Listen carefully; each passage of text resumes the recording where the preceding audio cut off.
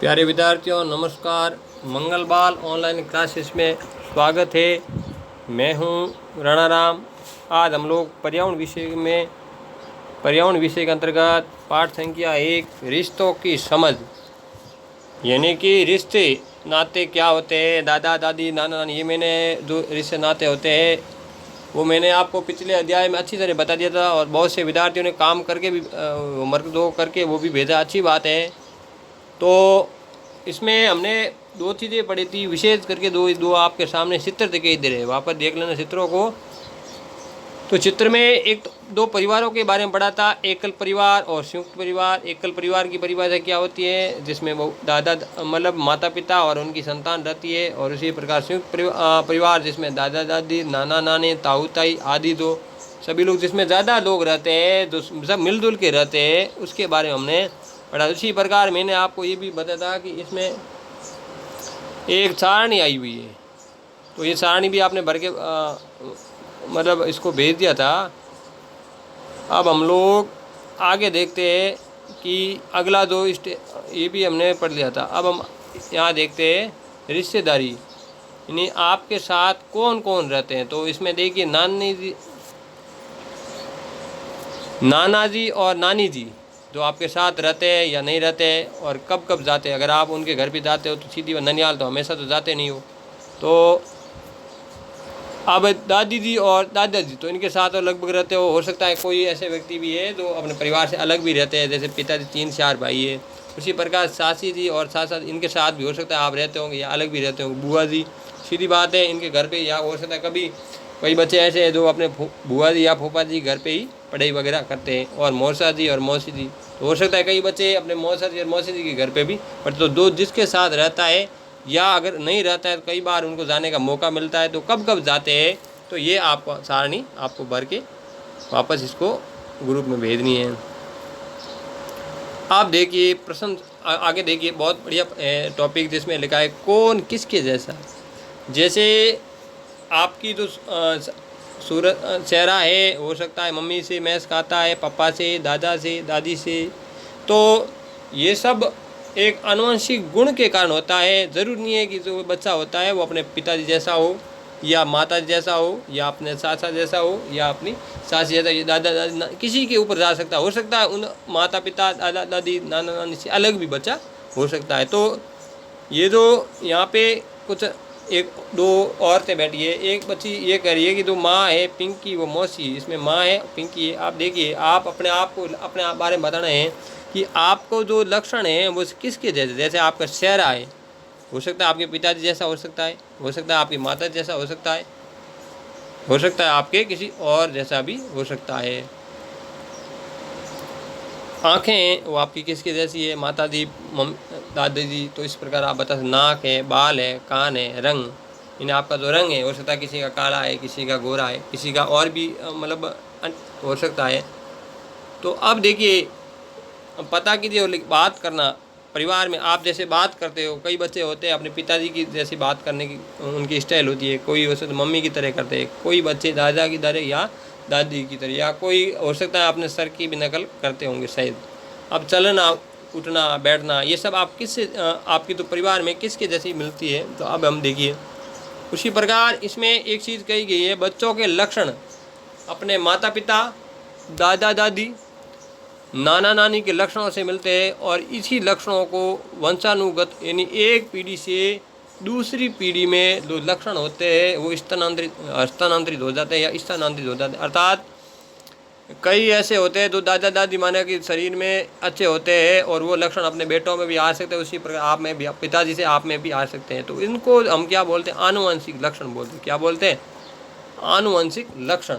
तो अब एक बार वापस देखिए, बच्चों के लक्षण अपने माता पिता दादा दादी नाना नानी के लक्षणों से भी मिलते हैं। इन लक्षणों को आनुवंशिक या वंशानुगत का मतलब होता है एक पीढ़ी से दूसरी पीढ़ी में स्थानांतरित हो जाना, उसको बोलते हैं वंशानुगत, एक वंश से दूसरे वंश के अंदर।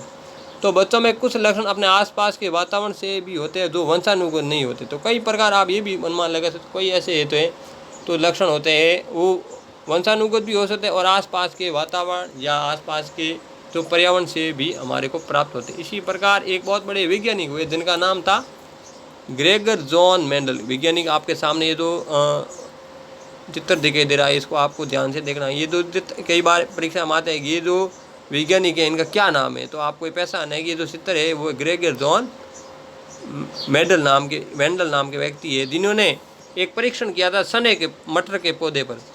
किस पौधे पे परीक्षण किया था? मटर के पौधे पर। बार बार उसको उगाया और इसमें एक सिद्धांत दिया कि वंशानुगत के नियम और प्रतिपादित किए, इसलिए उन्हें आनुवंशिकता का जनक कहा जाता है। परीक्षा में प्रश्न आ सकता है कि आनुवंशिक का जनक किसे कहा जाता है, किसने आनुवंशिक का मतलब होता है ये जो इस मटर पे ऊपर उन्होंने प्रयोग किया, तो इसमें ये बताने का जिस प्रकार ये एक पीढ़ी से दूसरी पीढ़ी जाते हैं, उसी प्रकार अनेक प्रकार के मटर बोए और उसी प्रकार उनके बीजों को बोए, तो इस प्रकार उन्होंने ये मतलब इस सिद्धांत से ये उन्हें सिद्ध करने का प्रयास किया गया कि जो पेड़ पौधे होते हैं या जो उनके बीज होते हैं वो भी एक से दूसरे में स्थानांतरित होते हैं। तो आनुवंशिक का जनक किसे कहा जाता है? Gregor John Mendel. उसी प्रकार एक नए वैज्ञानिक जो आधुनिक भारत मतलब हुए हैं, इनका नाम था डॉक्टर हरगोविंद खुराना, जिन्होंने भी उन्होंने रिसर्च किया, शोध एक लेटर निकाला उन्होंने। इनके कारण इनको एक जो विश्व का सबसे बड़ा पुरस्कार होता है नोबेल पुरस्कार, जो इनको चिकित्सा के क्षेत्र में दिया गया। और इन्होंने क्या किया? वंशानुगत नए गुणों के निर्धारण हेतु, ये नए गुण किस प्रकार निर्धारण होते हैं, तो इनको भी पुरस्कार दिया जाता है। अब देखिए प्रश्न आगे देखिए, बहुत बढ़िया प्रश्न है। तो चर्चा कीजिए और बताइए कि गाय अपने बछड़ों को कैसे पहचानती है। जो गाय होती है, कई बार आपने देखा होगा जैसे 4-5 गायें होती है तो बछड़े भी 4-5 होते हैं, हो सकता है, तो वो उनको जब खोलते हैं तो ऑटोमेटिक अपने आप वो अपने माता के पास चले जाते हैं दूध पीने के लिए। तो ये उनको सिर्फ और सिर्फ इनमें एक शक्ति होती है, देखकर, सूंघकर और साटकर पहचानती है। इनको साटती है तब उनके पता चलता है कि ये मेरी संतान है या बछड़ा है वो मेरा। अगर दूसरा कोई बार भूल से अगर उनके जो थन पे हाथ लगा देता है तो वो मतलब उनको भगा देती है या भगाने का प्रयास करती। आपको माँ भीड़ में आपको कैसे पहचानती है? आपका हाथ देखने से वो पहचान नहीं हो सकता है, नहीं पहचान, लेकिन आपका चेहरा देख के आपकी माँ आपको अवश्य पहचान। तो 2 प्रश्न का आप उत्तर बताने हैं कि गाय अपने बछड़े को कैसे पहचानती है।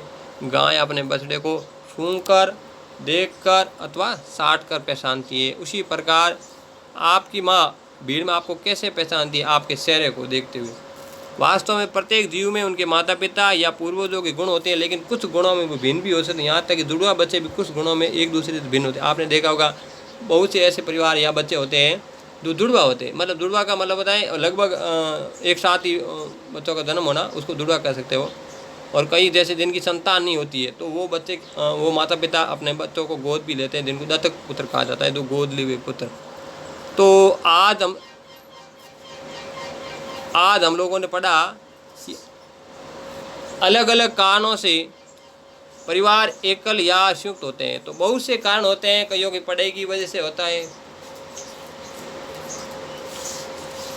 और कईयों के कई कारण हो सकते हैं, एकल या संयुक्त होते हैं। तो एकल व संयुक्त परिवार में सदस्यों की भूमिका अलग अलग होती है। जो बड़ा छोटा परिवार होता है उसमें हर जिम्मेदारी होती है वो एक व्यक्ति के हाथ में कम होती है, लेकिन संयुक्त परिवार होता है जिनमें बहुत से लोगों की भूमिका अलग अलग होती है। उसी प्रकार देखिए कुछ लोग गोद लेकर बच्चों को लाल पोस कर बड़ा करते हैं, जिनको क्या बोलते हैं? दत्तक पुत्र, या मारवाड़ी में कहते हैं खोड़े लिनो। तो वो पुत्र भी उनको लाल, जिसके बच्चे संतान नहीं होती है। ग्रेगर जॉन मेंडल को आनुवंशिकता का जनक कहा जाता है। तो बहुत बार प्रश्न आता है कि आनुवंशिकता का जनक किसे कहा जाता है? तो आपको ये लिखना है ग्रेगर जॉन मेंडल को। उसी प्रकार डॉक्टर हरगोविंद खुराना को वंशानुगत नए गुणों के निर्धारण हेतु नोबेल पुरस्कार से सम्मानित किया गया। तो अब हम इसके प्रश्नों तक देखेंगे। 2 पेज संख्या आपके 8 पे जो प्रश्न हैं। तो एक पीढ़ी से दूसरी पीढ़ी में गुणों का जाना क्या कहलाता है? तो इनका कहलाता है, मैंने आपको बताया वंशानुगम। क्या कहलाता है? तो उत्तर लिखना आपको वंशानुगम। उत्तर क्या लिखना बताइए आपको? वंशानुगम। उत्तर लिखना आपको वंशानुगम।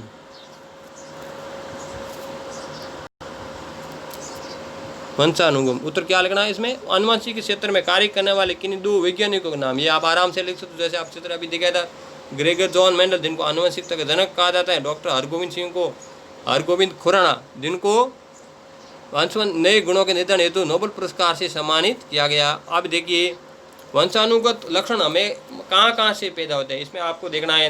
दादा दादी से होते हैं, बिल्कुल राइट है। नाना नानी से भी होते हैं, माता पिता से भी होते हैं, और इन सभी से। तो इनमें उत्तर राइट होगा द। क्या राइट होगा प्यारे बच्चों? द। तो मैं आपको ये प्रश्न दूंगा जिनका आप उत्तर लिख के आपको भेजना है। आपकी माता जी की बहन के साथ आपका क्या रिश्ता है? वापस ध्यान रखिए, आपकी माता जी की बहन जो आपके क्या लगेगी? मौसी। उसी प्रकार आप प्रश्न इसका भी दे सकते हो, आपके पिताजी की बहन आपके क्या लगेगी? आप लिखोगे बुआ, ठीक है ना। तो आपकी माता जी की माता आपकी नानी लगेगी, आपके पिताजी की माता आपकी क्या लगेगी? दादी लगेगी। तो इस प्रकार आप ये अनुमान लगा सकते हो कि आपकी माता जी की बहन का आपके साथ क्या रिश्ता है। इस प्रकार का परीक्षा में कई बार क्वेश्चन आता, तो इसका सही उत्तर है मौसी। मौसी यानी जिसको हम यहाँ पे अपनी भाषा में मासी बोलते हैं। तो अब देखिए प्रश्न,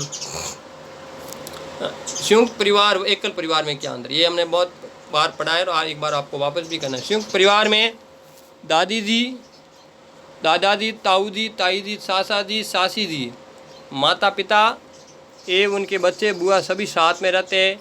जबकि एकल परिवार में केवल और उनके माता पिता और उनकी संतान या बच्चे साथ में रहते हैं। उसी प्रकार देखिए संयुक्त परिवार में बच्चों के लालन पालन में सभी लोग सहयोग करते हैं। फैमिली बड़ी होती है, जॉइंट फैमिली होती है, तो उसमें क्या होता है? पालन पोलन, लालन पालन या उनकी देख रेख करना, सबको अलग अलग काम की जिम्मेदारी होती है। तो लेकिन एकल परिवार बच्चों के लालन पोषण केवल और केवल उनके माता पिता ही करते हैं। तो अब आपको ये देखना है, इस हरगोविंद, कई बार एग्जाम आता है कि ये जो चित्र है वो किसका चित्र है? कौन सा? हरगोविंद सिंह का एक चित्र दिखाई दे रहा है, या हो सकता है ग्रेगर जॉन मेडल का भी चित्र हो सकता है। तो आपको ये पैसा आना है कि चित्र किसका? तो दोनों चित्रों को एक बार वापस ध्यान से देखना। तो ये परीक्षा में कई बार क्वेश्चन आता है। ये जो चित्र है वो है आपके ग्रेगर जॉन मेडल का। किसका चित्र है? ग्रेगर जॉन मेडल का, जिन्होंने आनुवंशिकता का सिद्धांत या आनुवंशिकता जनक कहा जाता है, जिन्होंने किस पे रिसर्च किया था? मटर के पौधे पे। कई बार एग्जाम आ सकता था, किस पौधे पे रिसर्च किया था? मटर के पौधे पर। उसी प्रकार देखिए ये जो चित्र है वो किसका है बताइए? हरगोविंद सिंह खुराना। तो प्यारे बच्चों, आपने जो मैंने प्रश्नोत्तर आपको बताए है, इसमें जो सीख मिलती है वो ये रिश्ते हैं अनमोल, समझो इनका मोल। जो रिश्ते है वो अनमोल है, इनका हमें क्या करना है? मूल्य समझ आना है, और मूल्य के बिना कुछ नहीं होता। धन्यवाद।